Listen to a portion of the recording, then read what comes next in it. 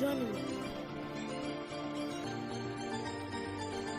Dear Mouse friends, welcome to the world of Geronimo Stilton. The Rodents Gazette editorial staff. Geronimo Stilton, a learned and brainy mouse, editor of the Rodents Gazette. Thea Stilton, Geronimo's sister and special correspondent at the Rodents Gazette. Trap Stilton, an awful joker, Geronimo's cousin and the owner of the store Cheap Junk for Less. Benjamin Stilton, a sweet and loving 9-year-old mouse, Geronimo's favorite nephew. Geronimo Stilton, Surf Geronimo. Have I ever given you a bad advice? Blue skies, sandy beaches. I was dreaming of taking a vacation. Yes, I needed to escape the rat race. I had been working so hard running the newspaper. Oops, how rude. I almost forgot to introduce myself. My name is Stilton, Geronimo Stilton. I am the publisher of the Rodents Gazette. It's the most popular paper on Mouse Island. I love running the paper, but it is a lot of work, and all work and no play can make a mouse very cranky.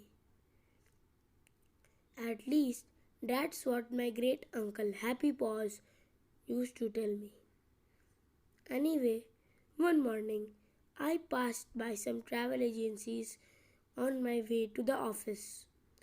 The pictures in the windows looked so relaxing. Palm trees, cheese bars by the pool. I sighed. Yes, it was the time to take a break. I pushed open the door to Up Your Paws. It's one of the best known travel agencies in New Mouse City. But before I could step inside, someone pulled my tail. Why, hello there, cousinkins, a voice screeched in my ear. Going on a vacation? Rats! It was my obnoxious cousin Trap. Now, I definitely needed to get away. That mouse can really get under my fur. Today must be your lucky day, Geronimo. My cousin smirked. I know exactly the right agency for you. He put his paw on my shoulder. Have I ever given you bad advice? I chewed my whiskers. One thing you should know about Trap. He's the most untrustworthy mouse on the block. Trust me, you will like it. 2 seconds later, my cousin whipped out his cell phone. Smoothie, Trap here. How's it squeaking? He shouted into the receiver. Scrape the cheese out of your ears, my friend. I am bringing over my cousin, Geronimo Stilton. He is looking for a little vacation. He paused to pick his nose and then continued. No, he is nothing like me, Smoothie, he chuckled. He's not into anything exciting. No shark fishing, no rock climbing. He's a total scaredy mouse. Yeah, a real tail twirler. You know the type? He needs a little old lady vacation. Nothing more dangerous than some sunburned fur. Haha, but he's got a lot of money. So don't worry about the dough. The sky's the limit with this one. He switched off his phone and started to scamper away. I could not believe the nerve of my cousin. How dare he? I ran after him. I was fuming. Are you nuts? I cried. First of all, I'm not a scaredy mouse. And second of all, I'm not made of money. Trap rolled his eyes. Well, isn't that just like you, dear mister? He muttered. Such a penny pincher, and so ungrateful. I was about to tell him I didn't need his help when I realized he'd stopped. We had arrived. We were in a dark alley, far from Numa City's main streets, and we were standing in front of the shabbiest looking travel agencies I'd ever seen. Sign above the window read, Trust me, you'll like it. Through the window, I spotted a sleazy looking rodent. His paws rested on his desk. I groaned. Something told me I wasn't going to like it.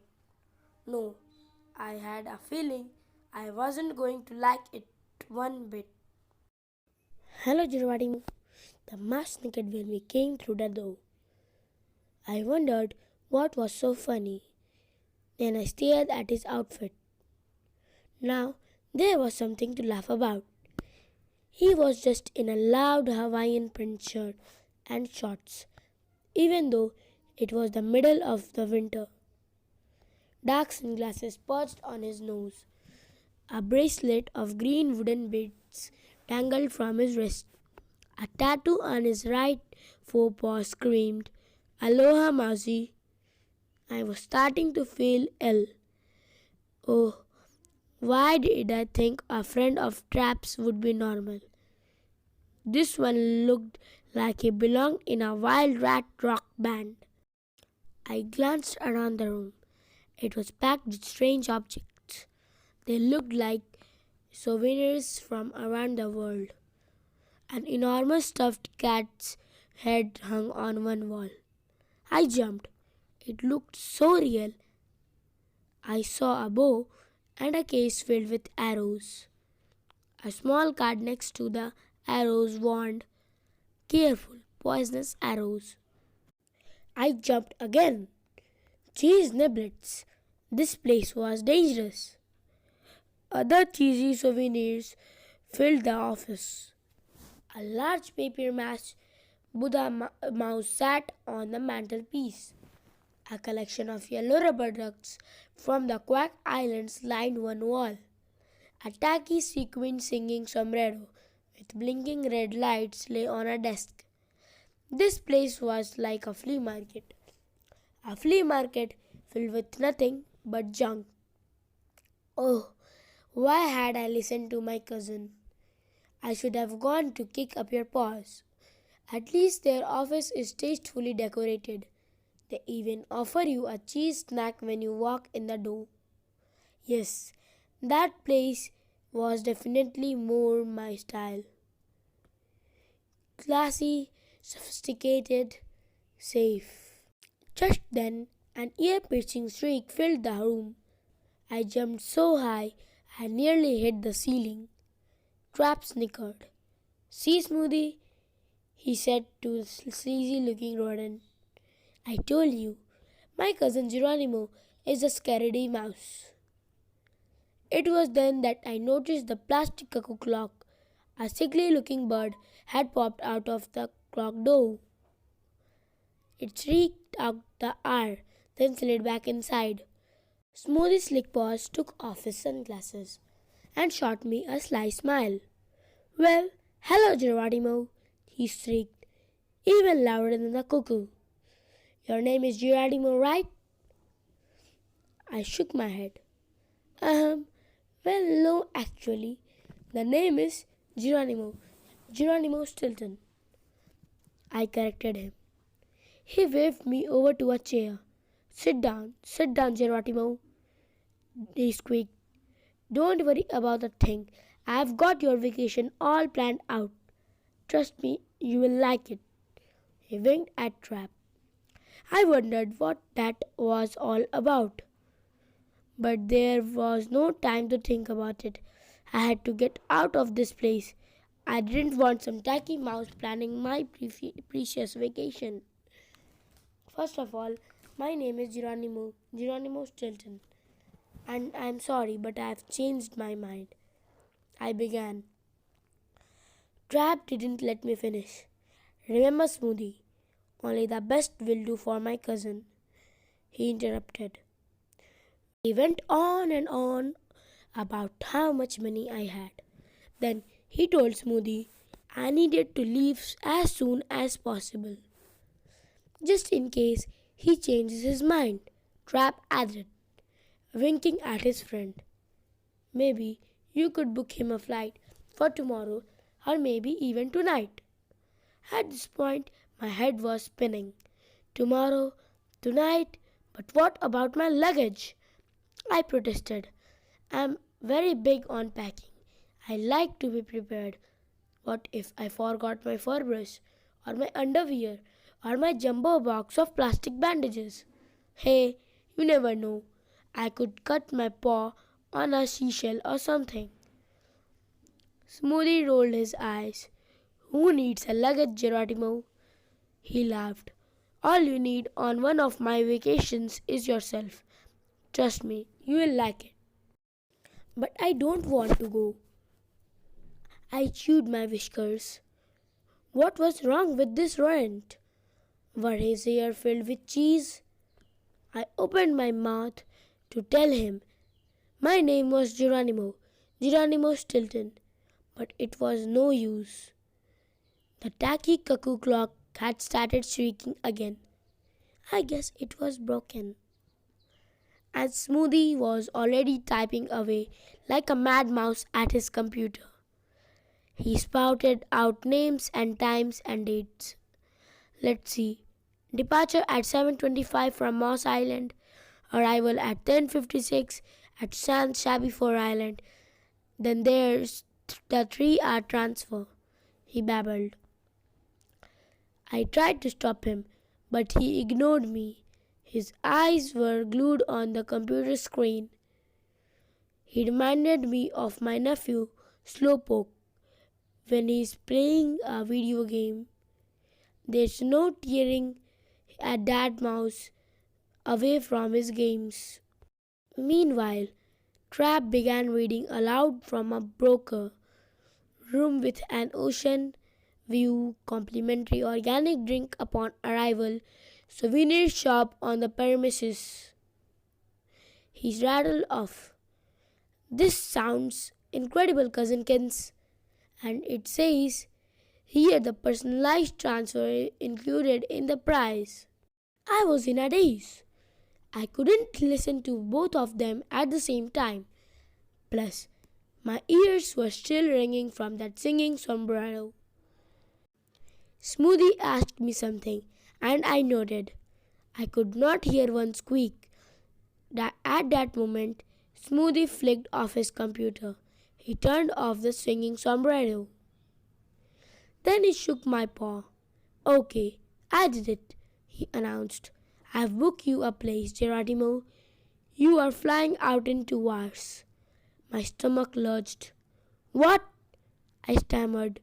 But I decided I don't want to go. Smoothie stroked his whiskers. Sorry, Geronimo. No can do. You know that when I asked if you wanted to book, he explained. Now pack your bags. It's all settled. Trap put his paw on my shoulder. Don't make me look bad, cousin, he said. You are going on vacation and that's all there is it to it. He turned to Smoothie and winked. Then they danced around the office. Something didn't seem quite right. Why was my cousin so interested in my vacation plans? I couldn't put my paw on it. Oh well. 2 minutes later, I had my paw on something else. It was a bill for my upcoming vacation. Smoothie snickered under his sleeve. Trap chuckled behind his whiskers. I stared at the bill. A long strip of numbers danced before my eyes. Instantly, I fainted. Holy cheese! Move your tail. When I came to, I held up the bill. Isn't this price a little expensive? I stammered. Trap shot me a look of pure pity, shaking his head. Oh, dear mister, you're so behind the times. You really don't know nothing about the cost of things these days, do you? He scoffed. Before I could object, Smoothie jumped in. If you can't afford this vacation, you should have said so, Geronimo, he added smugly. Of course, I do offer rodents with financial troubles the option to pay in installments. My fur turned bright red. I was so embarrassed. I didn't want Smoothie to think I was a cheapskate. Well, of course I can pay for this vacation, I muttered. I pulled out my checkbook. And if the place really is so beautiful and classy, naturally, I can understand the expense. Trap grabbed the check from my paw. Naturally, naturally, he repeated, slapping me on the shoulder. Now move your tail, cousin Kins, or you'll miss your plane. Bon voyage! Smoothie shrieked. He pushed me out of the door. I grabbed my tail before it got squashed in like a pancake. 35 minutes later, I was at the airport. I was nervous wreck. Did I mention I'm not into last minute decisions? Still, I have to admit I was a little excited. My relaxing vacation was about to begin. Before leaving, I called my sister Thea. She's the Rodent Gazette's special correspondent. She would take over the newspaper while I was away. Afterward, I called my favorite nephew, Benjamin. He is just a little mouselet, but he has the biggest heart I know. I love him more than all the cheese in the world. Have a great time, Uncle Geronimo, he squeaked. I can't wait to hear all about when you get it back. Last gasp airways. At last, I climbed on board the plane. I was little concerned. I had never flown LGA, last gasp airways, before. The thing I noticed was the seats. They looked old and worn. The windows were streaked with dirt, and there were dust balls in the aisle. I found my seat and sat down. It was hard as a rock. My tail was aching already. And what was that awful smell? I pulled a moldy cheese sandwich out from between the cushions. How foul! I was wedged between an elderly lady and a young mouselet. The elderly lady was very excited. She whispered she had never flown before. Don't worry, I told her. Everything will be just fine. Flying, but I hoped she couldn't tell. The young mouse on my other side made faces at me. Then he stole the cream cheese candy the flight attendant had just offered me. Bradford, give that candy back to the gentle mouse now, shouted his mother. He smirked, then took the candy out of his mouth. Want it back? He slobbered. I shook my snout in disgust. He scarfed it down. Then he stuck his tongue out at me. I felt a headache coming on. Relax, I told myself. You are on vacation. Don't let a little mouselet ruin your day. Why is San Fur Island called San Fur? Why does the plane have 2 engines instead of 4? Why does the toilet make such a funny noise when I flush it? Why do you have fur sticking out of your nose? He squeaked. Meanwhile, Bradford's mother shot me a proud smile. My little darling is always so curious. I just know he's going to do great things someday. She beamed. I forced a smile. Maybe I could take a nap, I decided. But before I could even close my eyes, Bradford began chattering again. Why can't I open the window? Why hasn't the flight attendant brought your our lunch yet? Why are they showing that movie? Why do I have to keep my seatbelt fastened? Why are you wearing those funny glasses? He babbled. I grabbed my headphones. Maybe I could listen to some music. Then Bradford would bother someone else. Yes, do the trick. I put my favorite station, Calm Mouse 101.9. Ah, the soothing music filled my ears. Something else filled my ears too. Ranked rat haze. Bradford was still talking to me, but now he was shrieking at the top of his lungs. Why can't I go to toilet now? Why is the fasten your seat belt sign on? Why is the mouse over there putting his fingers in his nose? Why are there clouds? Why are your ears so big? He yelled. By now, my head was about to explode. I couldn't take it anymore. I pictured myself tossing Bradford out of the emergency exit. I could just read the headline now. Stilton Mother's Mouthlet publisher pushed over the edge by non-stop squeaking. At that moment, I heard a seatbelt click. Why can't I fly the plane? Bradford shouted. He stormed into the pilot's cabin.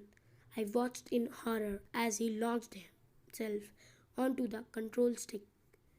Chase niblets. Is this how it would all end? Kill in a plane crash by a chatterbox mouselet? I saw my life flash before my eyes. Why are you sleeping? A squeaky voice shrieked in my ear. My eyes flew open. Bradford was back. I got him just in nick of time. The flight attendant told his mom. My head began to pound again. Maybe crashing wouldn't have been so bad after all.